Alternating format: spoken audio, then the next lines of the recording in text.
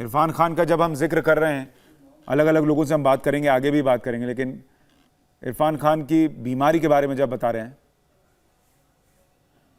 तो इस बीमारी में भी वो कैसे पॉजिटिव थे, वो कैसे जिंदा दिल थे, वो आपको उनकी आखिरी आवाज़ सुनवाता हूँ। आप महसूस करेंगे कि कितने गहराई से वो जिंदगी के हर फलसफे को समझ रहे थे और संदेश दे रहे थे।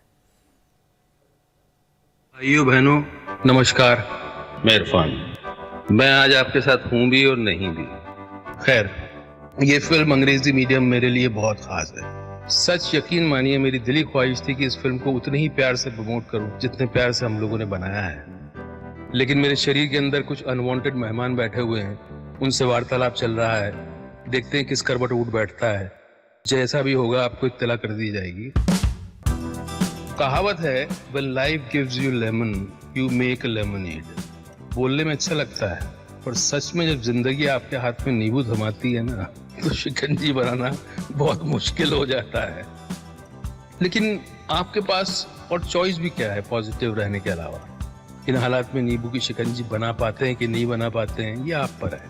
और हम सब ने इस फिल्म को उसी पॉजिटिविटी के साथ बनाया है, और मुझे उम्मीद है कि ये फिल्म आपको सिखाएगी, हंसाएगी, रुलाएगी, फिर हंसाएगी शायद। Enjoy the trailer and be kind to each other and watch the film. And yes, Irfan Khan को आज जब लोग याद कर रहे हैं, अलग अलग लोग ट्विटर के जरिए ही मैसेज दे सकते हैं, क्योंकि लॉकडाउन है, लोग बाहर तो नहीं आ सकते। अक्षय कुमार ने क्या लिखा है वो आपको बताते हैं। उन्होंने लिखा कि ऐसी भयानक खबर, हमारे समय के सबसे बेहतरीन अभिनेताओं में से एक इरफान खान के निधन के बारे में सुनकर दुख हुआ। ईश्वर उनके परिवार को इस कठिन समय में शक्ति प्रदान करे। प्रियंका चोपड़ा ने लिखा कि आप हर चीज में अपना करिश्मा लाते थे और वो जादू जैसा था। आपकी प्रतिभा ने इतने सारे रास्ते इतने सारे लोगों के लिए खोले। आपने हम में से बहुतों को प्रेरित किया। इरफान खान, सच में तुम्हारी याद आएगी। परिवार के प्रति संवेदना। परिणीति चोपड़ा लिख रही हैं कि इरफान सर, आप बहुत ही कूल और अच्छे इंसान थे। आपके साथ हुई मुझे हर बातचीत याद है। दुनिया ने प्रतिभाशाली एक्टर को, बहुत अच्छे इंसान को और सबसे बड़े फाइटर को खो दिया। इस मुश्किल घड़ी में आपके परिवार को मेरी संवेदनाएं। अमिताभ बच्चन ने लिखा कि अभी अभी इरफान खान के मृत्यु की खबर मिली। ये बहुत ही दुखद खबर है। वो बहुत प्रतिभाशाली एक्टर थे, वो बहुत अच्छे को एक्टर थे। उन्होंने दुनिया के सिनेमा को बहुत कुछ दिया और हमें बहुत जल्दी छोड़कर चले गए। तो अलग अलग सितारे हैं जो रिएक्शन दे रहे हैं। जोईता हमारे साथ जुड़ गई हैं कोकिलाबेन अस्पताल के बाहर से। जोईता, वहां अभी कौन है और कोई जानकारी मिल रही है कैसे सुपुर्दे खाक किया जाएगा? क्योंकि लॉकडाउन है, परिवार लोग, उन्हें आने की इजाजत होगी, क्या जानकारी है?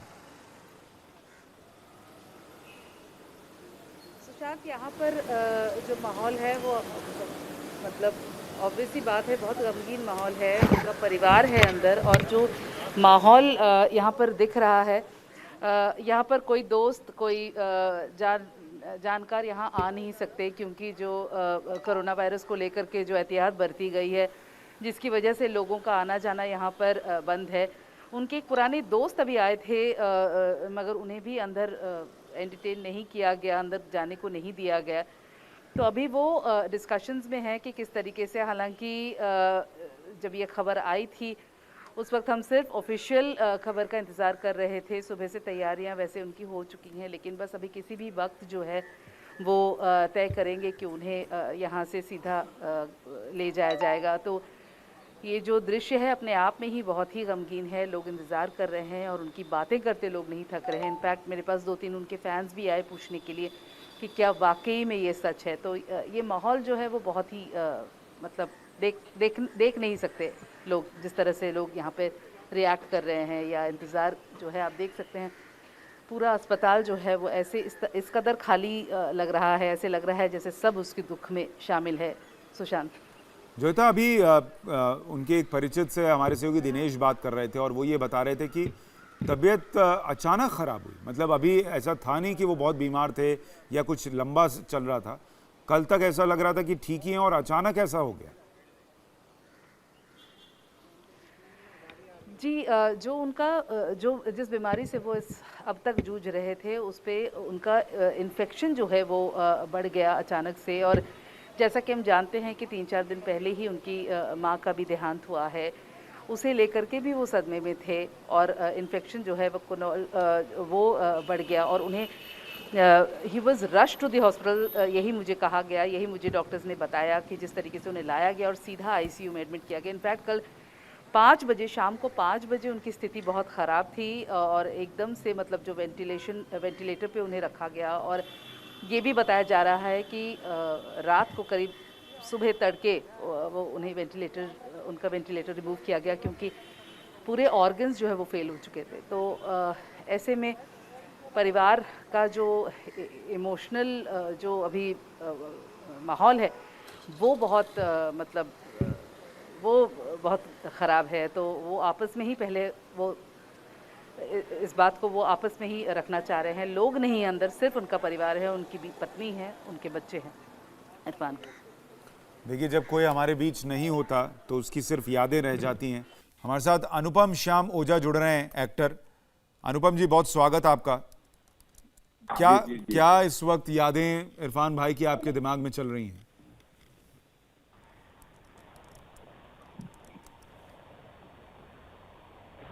शब्द नहीं है मेरे पास। हम ये नेशनल स्कूल ऑफ ड्रामा में थे, मैं national school of drama reporting company में था। हम दोनों एक दूसरे के नाटक देखते थे। मुझे हमेशा कहा करते थे कि कितना पढ़ सकते हो पढ़ो। पढ़ता था, मेरे गाइड था, अच्छे दोस्त थे हम लोग। साथ में हम लोगों ने आसिफ कपाड़िया ब्रिटिश डायरेक्टर थे, उनकी फिल्म की थी मैंने, वॉरियर, जिसमें ब्रिटिश एकेडमी अवार्ड मिला था।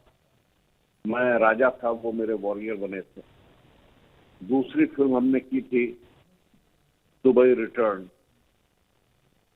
तीसरी फिल्म की थी हमने स्लमडॉग मिलियनेयर। बहुत ही अच्छे दिल के, बहुत ही कमाल के अभिनेता थे, इंसान बहुत अच्छे। कभी कहीं किसी से कोई वो छोटा बड़ा वाली बात नहीं थी।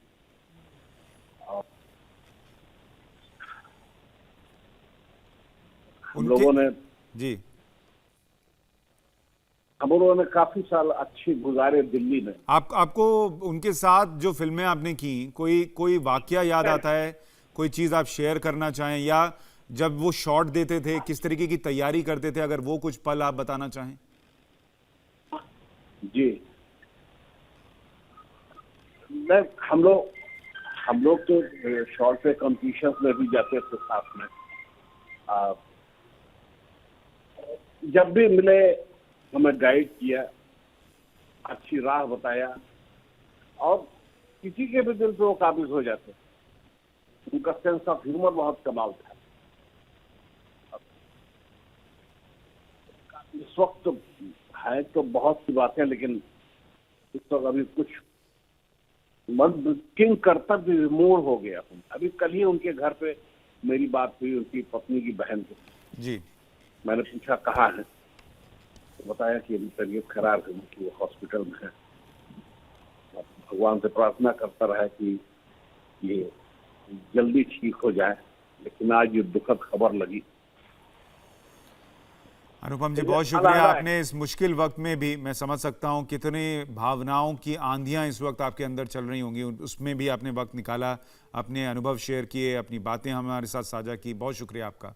अमित पालित के पास एक बार और चलते हैं। अमित, क्या और लोगों के रिएक्शंस आ रहे हैं?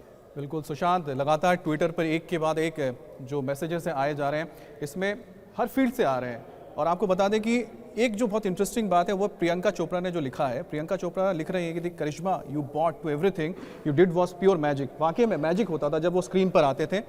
Your talent forge the way for so many in so many avenues. इसका मतलब बहुत इंपॉर्टेंट है, क्योंकि इरफान वो एक्टर थे जिन्होंने बॉलीवुड से सफ़र को शुरू किया और वो हॉलीवुड तक गए और बड़े कैरेक्टर्स किए। ऐसा नहीं कि कहीं पर वो छोटा सा रोल करके निकल के आ रहे हैं। लीड कैरेक्टर्स में नजर आते थे इरफान, और उन्होंने रास्ता साफ किया था कई लोगों के लिए जो इसके बाद बॉलीवुड से फिर हॉलीवुड में गए, प्रियंका चोपड़ा उनमें से खुद एक रही है और इसी बात को उन्होंने यहाँ पर शेयर किया है। दूसरी बड़ी बात क्या है कि इन्होंने जो काम किया था साथ में, सात खून माफ, तो स्क्रीन पर इन्होंने जो केमिस्ट्री शेयर की थी, आप इस तस्वीर से आप समझ सकते हैं कि इस आदमी में, इस एक्टर में क्या ज़बरदस्त वो एक कहते हैं ना वर्सेटाइल एक्टर थे कि हर रोल में, चाहे वो नेगेटिव हो, चाहे वो पॉजिटिव हो, कॉमेडी हो, ढल जाते थे।